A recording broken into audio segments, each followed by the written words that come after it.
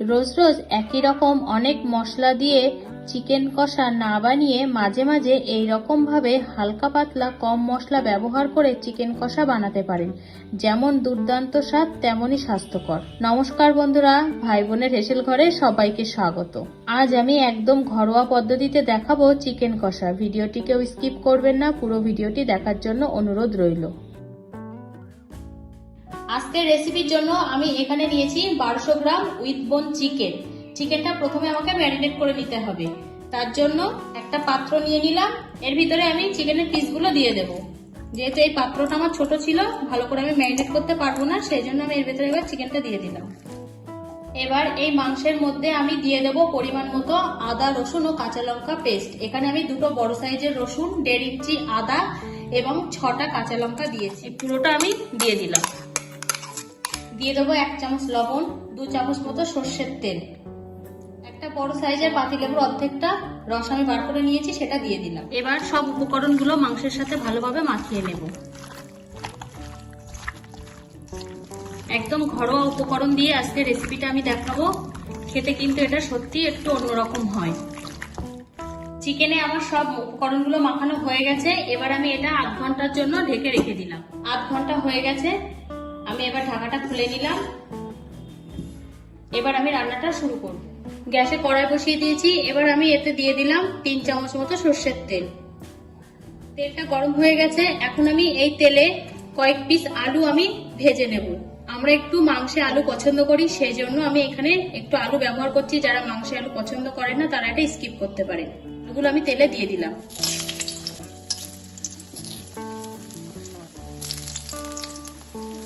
এবার এই আলুর মধ্যে দিয়ে দিলাম 1/4 চামচ লবণ, 1/4 চামচ হলুদ গুঁড়ো। আলুটা ভালো করে ভেজে নেব। আলুগুলো হালকা ভেজে নিয়েছি। এবার আমি এগুলো তেল থেকে তুলে নিলাম।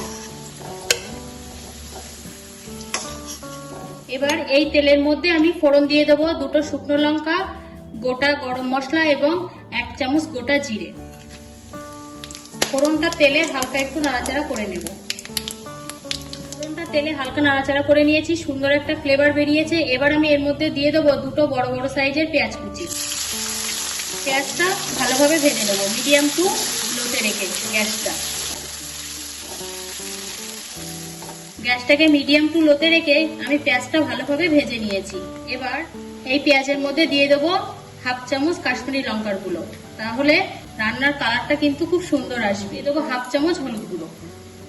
গুঁড়ো মশলাটা একটু নাড়াচাড়া করেই এর মধ্যে দিয়ে দেব ম্যারিনেট করা চিকেন।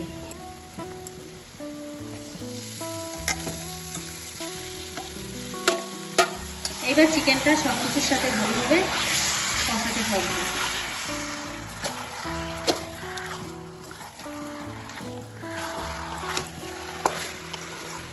5 থেকে 7 মিনিট আমি মাংসটা এইভাবে তেলে কষিয়ে নিয়েছি। দেখুন তেল সেপারেট হতে শুরু করেছে। মাংসটা কিন্তু আমার 50% কষানো হয়ে গেছে এবং এর গা দিয়ে কিন্তু হালকা একটা জল ছেড়েছে। এই জলটা আমি পুরোটাই কষিয়ে শুকিয়ে ফেলবো।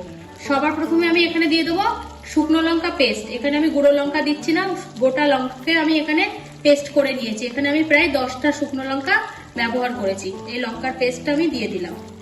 ঝালটা অবশ্যই নিজেদের স্বাদ বুঝে কম বা বেশি করতে পারেন।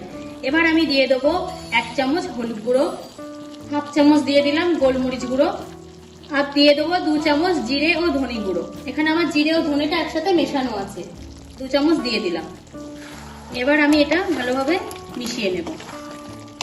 এখানে আমি যে গুঁড়ো মশলাগুলো ব্যবহার করেছি কোনোটাই কিন্তু বাজার থেকে কেনা গুঁড়ো নয়, সবই গোটা মশলা কিনে এনে আমার বাড়িতে গুঁড়ো করা।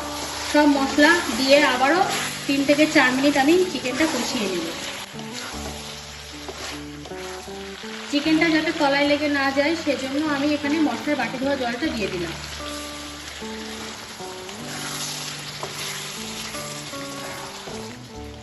সব গুঁড়ো মশলাগুলো দিয়ে আবারও আমি 4 থেকে 5 মিনিট কষিয়ে নিয়েছি। দেখুন মশলাগুলো সব কষানো হয়ে গেছে, তেল সেপারেট হতে শুরু করেছে। মাংসটা কিন্তু আমার পুরোপুরি কষানো কমপ্লিট হয়ে গেছে। এবার আমি এর মধ্যে দিয়ে দেবো পরিমাণ মতো জল। এখানে আমি গরম জল ব্যবহার করছি, প্রায় 2 কাপ মতো জল আমি দিয়ে দিলাম। জলের সাথে ভালোভাবে মিশিয়ে নেব। এবার দিয়ে দেবো ঝোলের আন্দাজে 1/2 চামচ হলুদ, 1 চামচ লবণ। লবণ ও হলুদটা ভালোভাবে মিশিয়ে নেব। ঝোলটা ফুটতে শুরু করেছে, এবার আমি এর মধ্যে দিয়ে দেবো ভেজে রাখা আলুগুলো আর দিয়ে দেবো 4টে কাঁচা লঙ্কা চেরা। হালকা একটু মিশিয়ে নেব। এবার আমি এটা 10 মিনিটের জন্য ঢাকা দিয়ে দিলাম, রান্না হতে দেব। 10 মিনিট হয়ে গেছে, আমি এবার ঢাকাটা খুলে নিলাম। হালকা হাতে একবার নেড়ে দেব। ঝোলটা আমি একটু টেস্ট করে দেখলাম, লবণটা আমার একটু কম মনে হলো, সেজন্য এখানে আমি আবারও হাফ চামচের একটু কম লবণ দিয়ে দিলাম। রান্নাটা কিন্তু আমার প্রায় 90% কমপ্লিট হয়ে গেছে। আমি এবার এর মধ্যে দিয়ে দেব হাফ চামচ গরম মশলা গুঁড়ো।